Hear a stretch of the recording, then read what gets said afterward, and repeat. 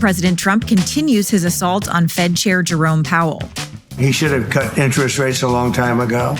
Europe has cut them 10 times in a short period of time, and we cut them none. He's a terrible Fed chair. Will the president actually fire the Fed chair? I'm Georgia Howe with Daily Wire executive editor John Bickley. It's Thursday, July 17th, and this is Morning Wire.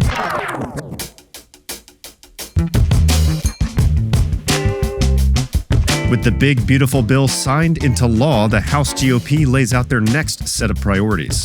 The America First agenda is no longer a slogan. It's now the law of the land because of the big, beautiful bill. And we got more to do. And Trump unveils a $100 billion energy investment in Pennsylvania that he hopes will spur America's tech dominance over China. Thanks for waking up with Morning Wire. Stay tuned. We have the news you need to know.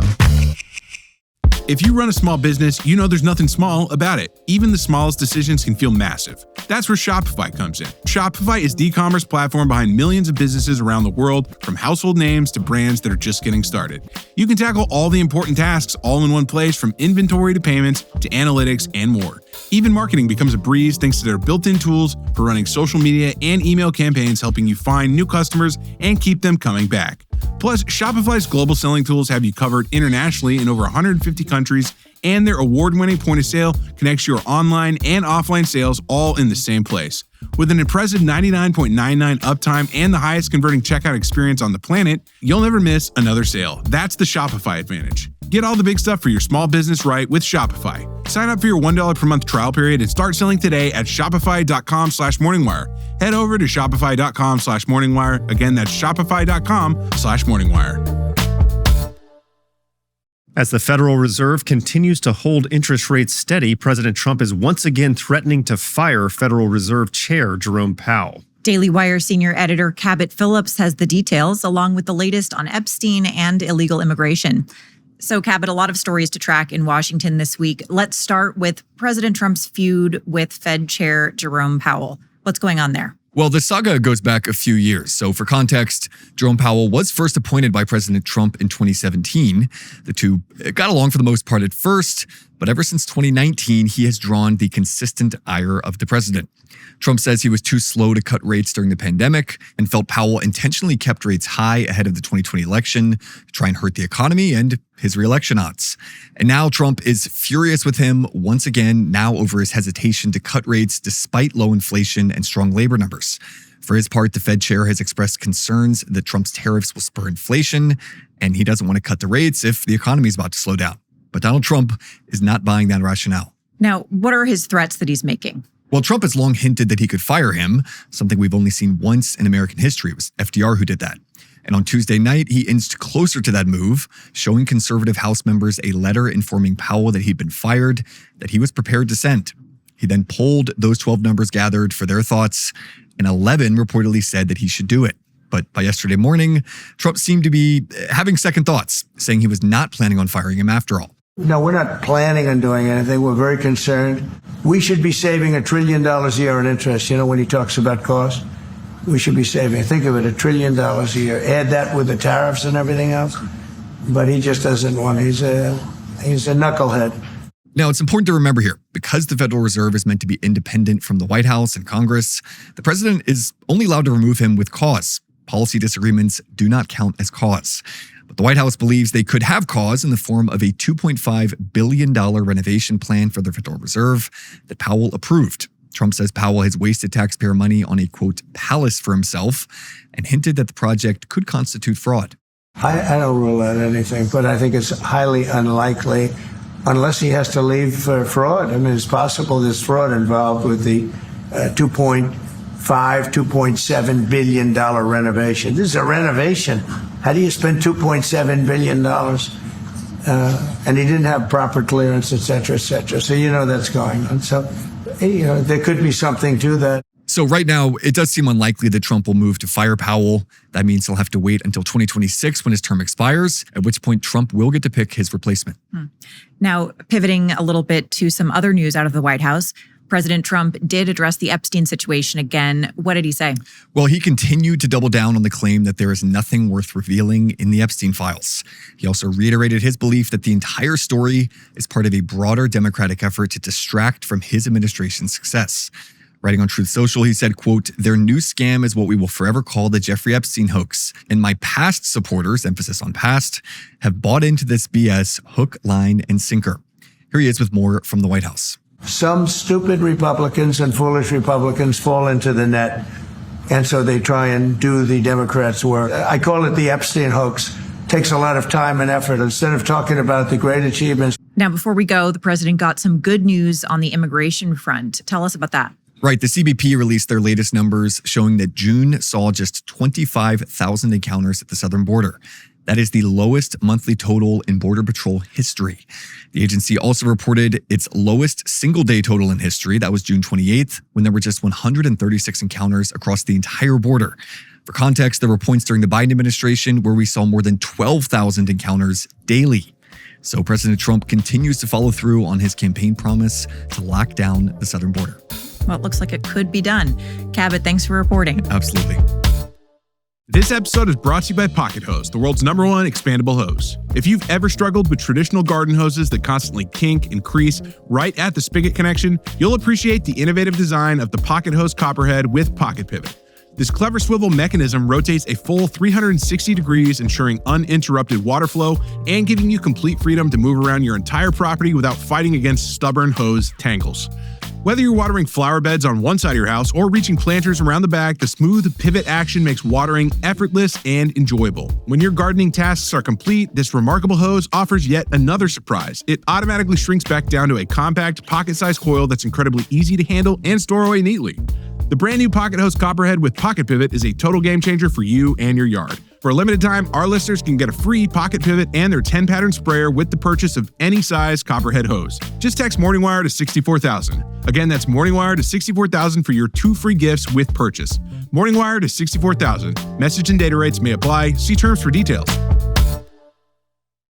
Now that President Trump has signed the big, beautiful bill, Congress is gearing up for the next legislative battle. Daily Wire Deputy Managing Editor Tim Rice was on Capitol Hill earlier this week, and he talked to lawmakers about everything from Epstein to what comes next legislatively. Hey, Tim, so a busy few days for you. What did you hear from members of Congress? What are their priorities? Yeah, good morning, guys. So on Tuesday, the Republican Study Committee hosted a new media row on the Hill. It was an opportunity for outlets like the Daily Wire to speak to their members one-on-one. Those members included House Majority Leader Steve Scalise, who spoke to Daily Wire White House correspondent Mary Margaret Olahan about the concerning rise of violent political rhetoric on the left. I'm really concerned that you still see a heightened rhetoric, when the left is out there, just even to this day, for agencies like ICE, saying ICE is like they're Nazis or comparing them to violent things like that. And it's encouraging violent behavior. You're seeing people attacking our law enforcement, including ICE agents, and they're spurred on by a lot of the rhetoric from the left. It's got to stop.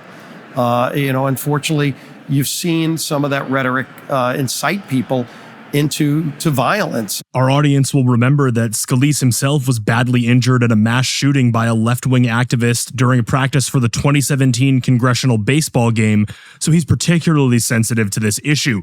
Scalise also talked about the ongoing Jeffrey Epstein saga and said he trusts the president to straighten things out. Obviously, there were a lot of questions about the Epstein case. I haven't been privy to those documents, the classified information. Others have.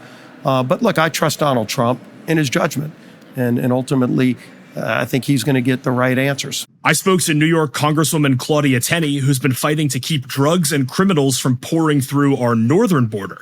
She said she's particularly worried about the problem in light of what's happening in New York City. The cartels are going to go where the money is, and they're going to go where they're going to find the most lax state laws where they can take advantage. And New York State provides that access to New York City, where they can hide out, where they can do whatever they want in New York City. New York City is facing a major crisis, which is going to impact not just the state, but all of us. Obviously, the election of a Marxist anti-Semite like Zohran Mamdani. These are the kind of people that are helping, aiding, and abetting the criminal cartels that are trafficking children, trafficking women, and all kinds of. It's really disgraceful. Florida Congresswoman Kat Cammack said her biggest priority going forward was imposing background checks for Congress, something that shockingly isn't already required. We have seen situations where individuals who have ties to foreign nations, different organizations that have terrorist funding, have made their way into different offices. And these are people that are working on behalf of the American people. So our bill is very simple. Require background checks for congressional staff, and they need to disclose any foreign ties, including dual citizenship.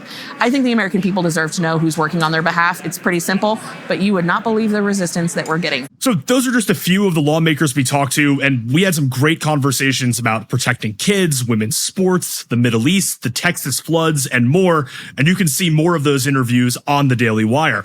But I'll leave you guys with the most important interview of the day. I finally asked Jim Jordan why he never wears a suit jacket.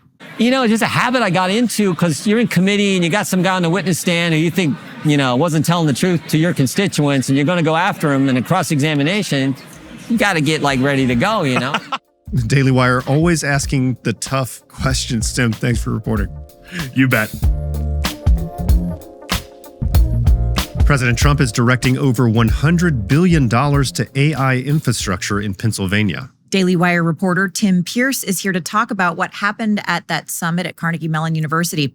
So, Tim, tell us about the announcement. Yeah, on Tuesday, Trump said that he had received pledges worth $90 billion for new AI and energy infrastructure in Pennsylvania. Here's some of what he said at the summit.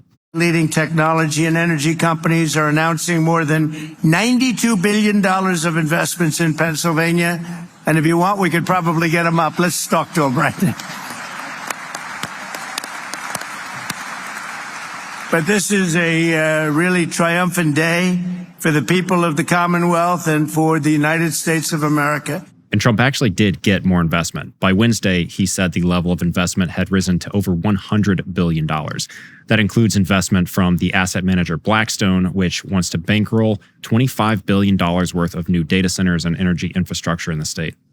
So how was Pennsylvania selected? Well, it powered America's first industrial revolution, so why not its second? But actually, the state is covered with old industrial sites that make ideal locations for new data centers.